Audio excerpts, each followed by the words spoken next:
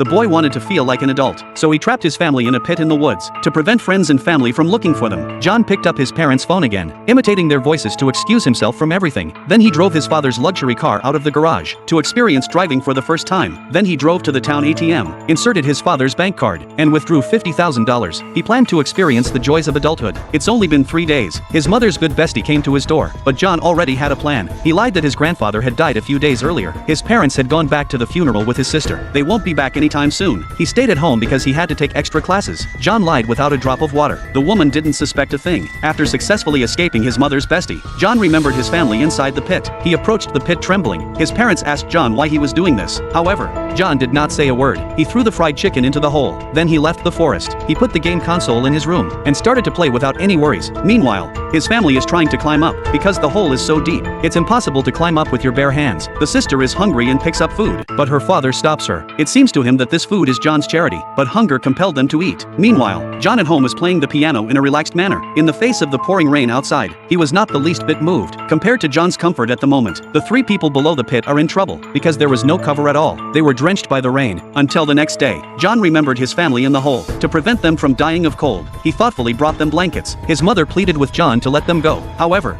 John still didn't say a word, throwing things into the hole and turning away. Bored, John invites his classmates over to play again. They played with each other in the pool, playing games with impunity. They became adults. No more scruples. Then they took the ingredients from the refrigerator. They imitated the adults in making food. But because he was having so much fun, John had forgotten his parents inside the cave. There was no food left in the cave. They could only eat rotten banana peels. Going to the toilet is even more embarrassing. In this small, cramped pit, every time their daughter goes number 2, the parents had to turn around, and then the father would throw the feces out. But as long as this goes on, the father would always miss. Gradually, the cave became stinky. Time passed quickly. John was getting tired of living like this. One day, he had the idea to make a dinner, and then he passed it to them in a bucket. At night, John slept alone in the villa. At this moment, he finally realized. It turns out that the world of adults is not as interesting as he thought. He felt a little regret to come to the pit, looked at the bottom of the wretched family. John did not know what to do. Suddenly, he had a plan. These parents were then woken up by a commotion. They looked up but were pleasantly surprised. A ladder had been slowly lowered. With this ladder,